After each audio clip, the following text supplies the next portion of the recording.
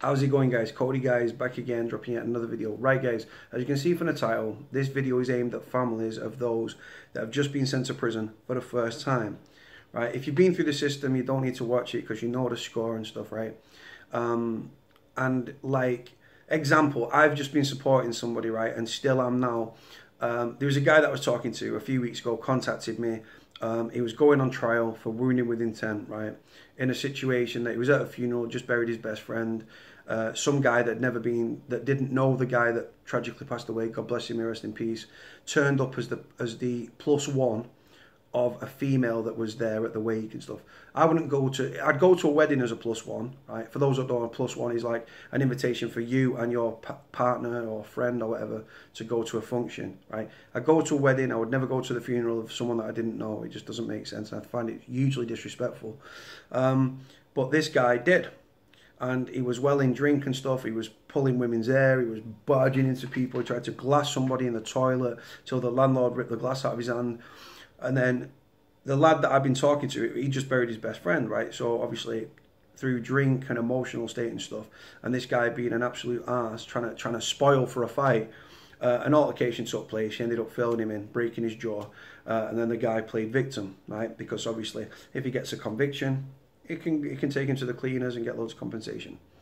Oh, I can't sleep at night, I can't eat, my jaw and stuff, I don't go out of the house and mentally scarred and all that sort of stuff, playing the victim and stuff as you do. But the guy actually started the whole situation and stuff and then got his arse handed to him and then wants to play the victim. Anyway, he was on trial last week at Minchell Street, Crown Court here in Manchester. We've got two, we've got Crown Square, we've got Minchell Street. He ran trial. No, he wasn't. No, sorry, he didn't run trial. He didn't run trial, sorry, I apologise. He actually pleaded guilty on the first day of the trial. But his co-defendant was up on an affray. So that trial played out and stuff, and then he went back and he was sentenced. He got 6 years and 4 months, which this guy has worked all his life, never been in trouble. Really, really nice family man, very polite, very like lovely. I'm a good judge of character. I've never met him. He lives local, lovely, lovely chap, right? Worked all his life, full-time job. His dad works for the same company, married, kids, living the life, just picture of happiness, right? And never been in trouble, and now he's dropped in prison, right? So I prepared him as much as I could, but you can't mentally prepare somebody for prison. I'm sorry, but that's just the truth. You can speak to people that have been in prison, you can watch prison documentaries, but you can't prepare somebody for prison because it's just a roller coaster that no one's ever ridden before unless you've been through it and stuff. But like I say, when you ride it for the first time, it will test your relationship to the very limits and stuff. If your relationship can survive a prison sentence, right, with the paranoia and the anger and the frustration and the head pecking, right, it can survive anything. Trust me when I tell you. Anyone that's been through a relationship in prison will know what I mean. It tests you. It tests the whole relationship on both sides to the limit. Some people walk away, some people argue like cat and dog. I've seen people scrap on visits, couples and stuff. I've seen birds walk out. Oh, fuck you prick! You're fucking accusing me of shagging fucking the dog, the neighbour, the postman, whatever the case may be. Prison does funny things to you guys. Yeah, simple. Anyone that's been in prison will know what I'm saying. Anyway, so this guy's been dropped in prison, right? He's been in prison now 4 days. Yeah. It's Monday, Friday, Saturday, Sunday, Monday. He's on his 4th day in prison, right? His partner, who I'd never actually spoken to, I was trying to ring him on Friday, Friday. No, phone was off. His phone was then on at 10 o'clock. I thought, I've got hold of him, right? I hadn't. I messaged his wife on Facebook. She replied and saying, yeah, he's got 6 years, 4 months. And I was gutted for the guy because I know how nice the guy is and stuff. He had a very bad solicitor firm and his barrister was shocking. But I did tell him that his solicitor firm was shit. But some barristers that are independent guys, they used to work from Chambers. Chambers seem to be closed down now and they seem to be working out of solicitors' offices and stuff. But they're independent. I stick to a certain barrister. I always have, I always will. Well, I won't be because I'm staying out of crime now. Anyway, so he had a shit solicitor. He was sentenced and stuff. The judge didn't take into consideration any mitigating circumstances and was just obviously, bam, you're down the river, prison. He's ended up in Strangeways, which is a very unforgiving prison, Victorian, Apart, it's a Victorian prison. It's run down. It's decrepit, broken sanitation, just horrible prison, harsh regime, 22, 23-hour lockup and stuff. Anyway, so I messaged his wife, right? I was like, look, I spoke to her. I said, what's your number? I'll call you. I called her.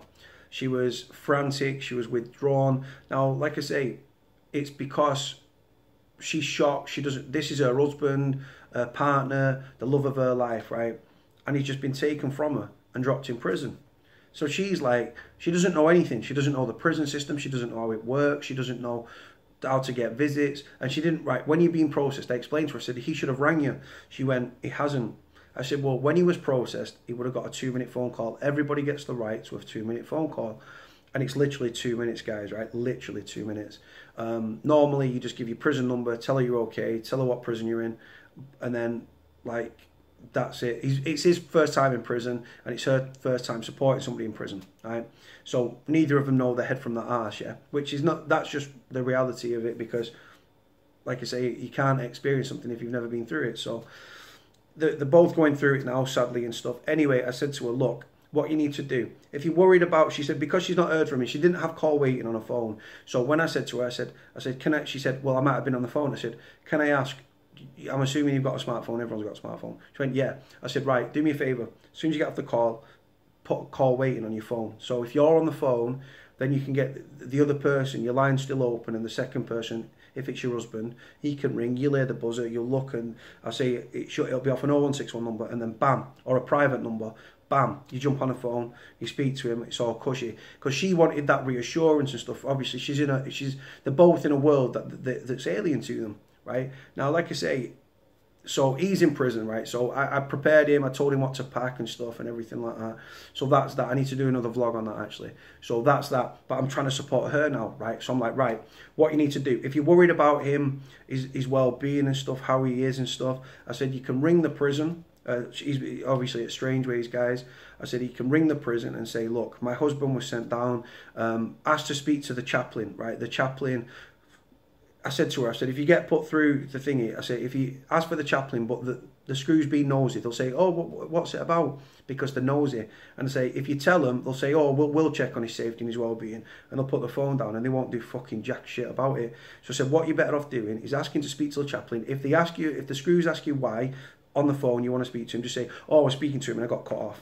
Get patched through, speak to the chaplain, tell the chaplain. The chaplains, guys, because they're like men of God and stuff like that, you've got rabbis, you've got imams for Muslim inmates, because there's a lot of them in prison, and you've got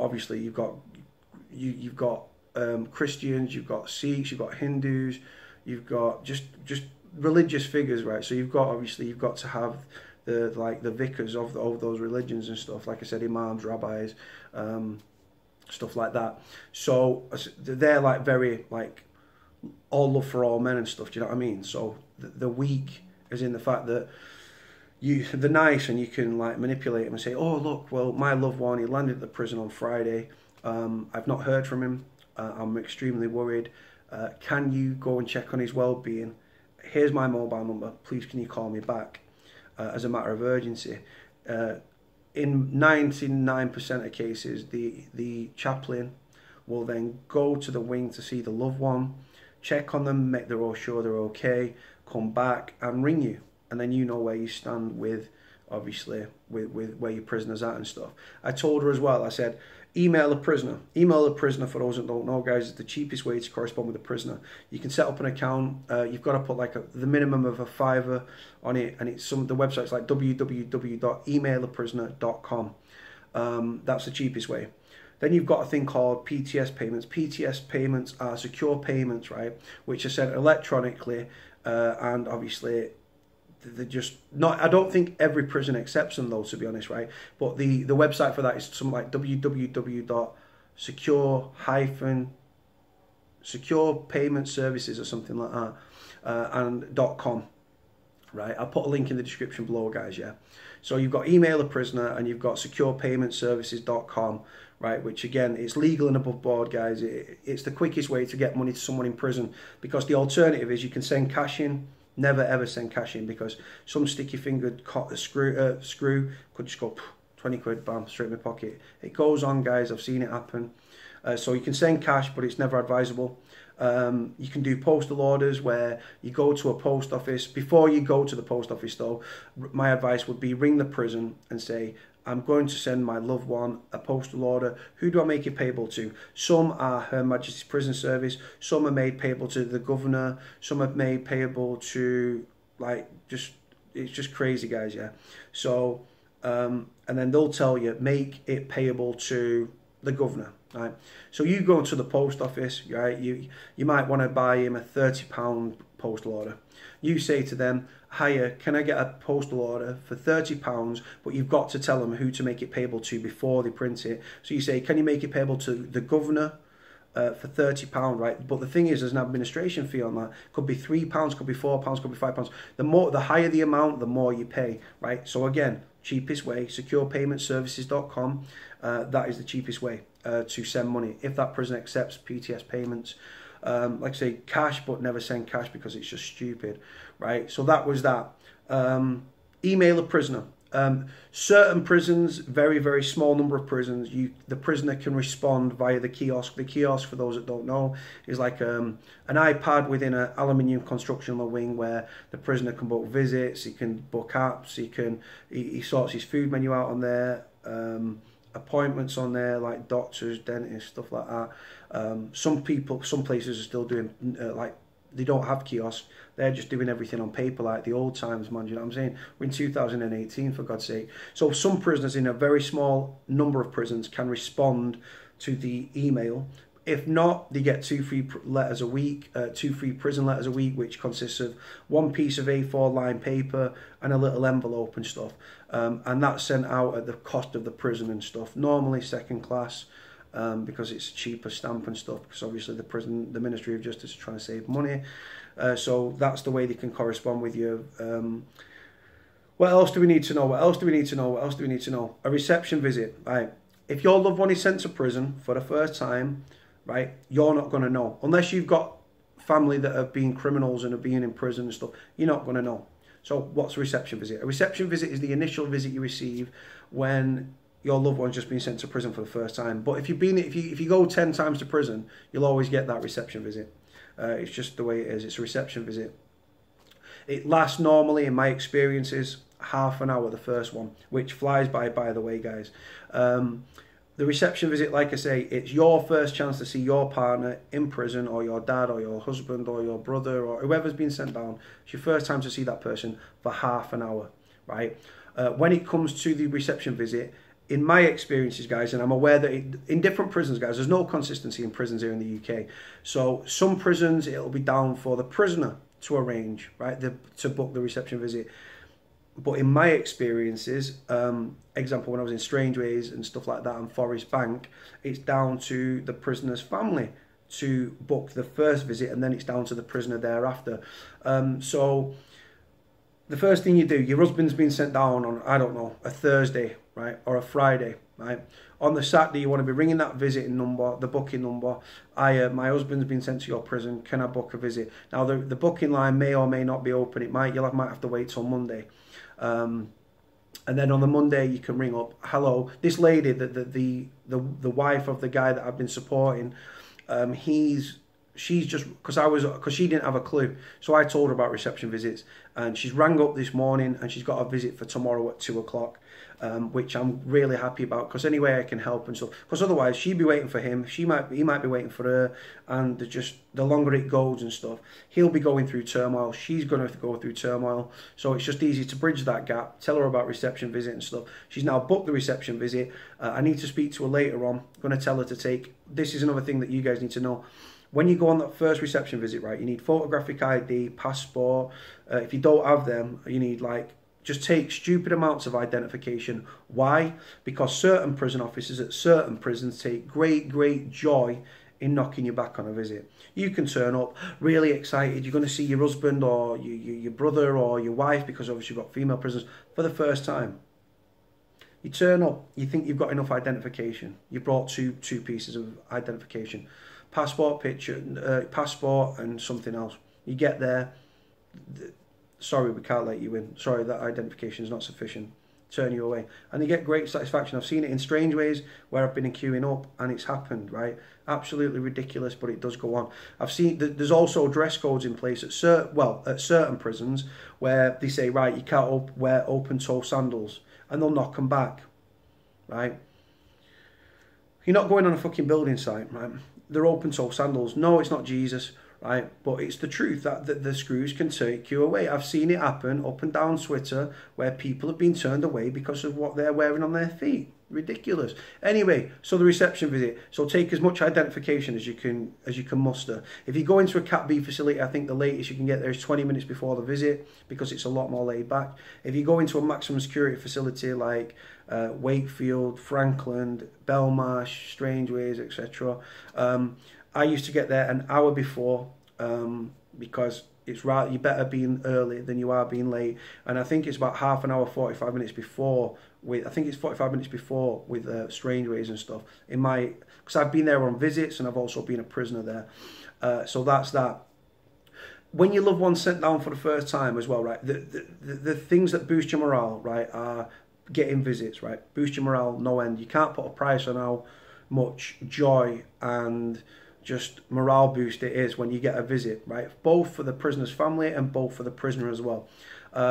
When you order canteen, for those that don't know, canteen is like a tuck shop. Some people order it on the kiosk. You don't go into a tuck shop. You order it via a paper if you're working on paper in the prison. It's for the prisoners, right? They can order toiletries, food, Coley noodles, which I live by in prison. They can buy shower gels, just pens, pencils, matchsticks, glue. Some people make matchstick figures and stuff in prison to cure the boredom. And then you order it on like the kiosk or on the paper, and then it comes a few days later. Always boost your morale to get some good food because prison food is shocking. From there, what else have we got? So getting visits, that boost your morale. Getting your canteen and stuff, that's another morale booster and stuff. Another thing that I don't think people put enough emphasis on, easy for me to say, is I give this advice to everybody. If you're going to prison, right, or your loved one ends up in prison, because obviously some people know they're looking at a prison sentence, other people get remanded, charged and arrested and charged, refuse bail, again, go to court, get bail, but the CPS appeal, they get hustled into prison, right? Is what I say to people is go on your Facebook, right? A lot of people, nearly everyone's got Facebook, right? Print out pictures from your life, right? Or say let's go down the prisoner's girlfriend, right? So your fella's just been sent to prison for the first time. My advice would be go on his Facebook, right? Don't try and hack into that shit because you might not like what you find, yeah, man. Right, but what to do is print a load of pictures off, pictures of you and him, pictures of the kids in him, pictures of his family in him, and print loads, right? What to do, save them all to your phone, go to Asda, don't go to Max Spielman because they're robbing bastards, go to Asda, right? And I think it's about, I don't know, like 28p, like to get one printed off or something, 20, 28p, 30p, to get one picture printed off. When I went to prison, I asked my mum to print off loads. I think she printed like 30, right? And what they'll do, then send them into the prisoner at the prison, right? He'll receive them. The screws will go through them and stuff. Then they'll hand them to him. If you're going to send dirty pictures, girls, and a lot of prisoners do, a lot of prisoners' girlfriends do and stuff, you've got to cover your nipples, right? You can't, or if you're getting your gash out, right, or your tuppence or your flower or whatever the fuck you want to call it, right, you've got to cover it, right, so you'd have to be like that, but you can send it, that's just like X-rated as you can probably send. Some screws will let them through, if they're a little bit risque. Some screws will let them through, other screws, they just won't, they're just, the job's worth bastards, and they'll probably keep it for the wank bank, right, I'm sorry to put it like that, but it goes on. So sending pictures to somebody in prison, I can't stress enough, right, how much of a morale boost it is, because prison, as guys, we do this whole macho thing, prison's easier, blah, blah, blah. Prison affects everybody. Some people it gets to them on a daily basis, an hourly basis. Some people it'll be once in a stretch, some people it'll be twice, some people it'll be every day, every hour, just turmoil, depression, frustration, anger, mental health, anxiety, and it goes on, guys, right? So having pictures being sent in, right, and I can't stress it enough. So if you're looking down, if you're on trial and you're coming up to trial, right, as the prisoner, the person that's looking down the barrel of a prison sentence, get yourself out there, print a load of fucking pictures off, take them with you in your bag when you go to the court, because you've got them there. They'll get you through dark times, trust me, right? Prisoners' girlfriends, prisoners' wives, prisoners' families. If your loved one's just been sent to prison and stuff and he hasn't printed off pictures, trust me when I tell you, get a load of pictures, get them printed off, get them sent into him at the prison. When he's down, he'll look at them. It'll give him a focus. It'll give him light at the end of the tunnel and stuff. And he could be, the dark thoughts that come whilst you're in prison might start setting in and stuff. And by looking at these pictures, it'll refresh his mind and stuff, and remember that it'll snap him out of that dark spot. It works, guys, trust me. So I can't stress enough the importance of sending a loved one. Don't just send them one or two, send them loads, because, like I say, and then people know in prison that you get prison toothpaste, which is shocking, right? And what they do, it doubles up as glue. Anyone that's been in prison will know what I'm talking about. The toothpaste, you turn the picture over, you put 4 blobs or 5 blobs, and then you stick it on your wall. You'll have it within your cell. You'll have like a small space where you can put your pictures and stuff. If you're sharing a double cell, you've obviously got, you're gonna have to, like, you can have half your pictures and half your pad mates. Put them on the wall and stuff. Some people keep them by the bed and stuff because obviously they end up knocking one out to them, don't they? But yeah, so get the reception visit booked and stuff. Like I say, some prisons it's down for the prisoner to do, but in my experience it's down to the prisoner's family to do. So I think you've got to book it within 72 hours, right? So what's that, like 3 days, 4 days? 4 days, right? You've got to get that visit in and stuff. So she's booked the visit today.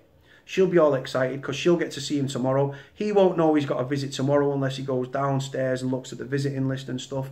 So he'll be sat there in his cell tomorrow about 1:30. His door will get popped and be like, right, visit. And he'll be like buzzing and excited and stuff. He'll quickly get ready, super quick, because the stranger screws, they give you about a minute. If not, they'll just lock you behind your door. Proper bastards, come on, quick. So he'll get out of there, he'll go down to the rotunda, the bottom bit of the prison, because that's where the induction wing is. They'll then go up to the reception. They'll go step up one at a time, they'll be patted down and stuff, take the trainers off, they'll get a green bib, they'll put the bib on, they'll load in an holding cell, they'll go up to the visiting room and stuff.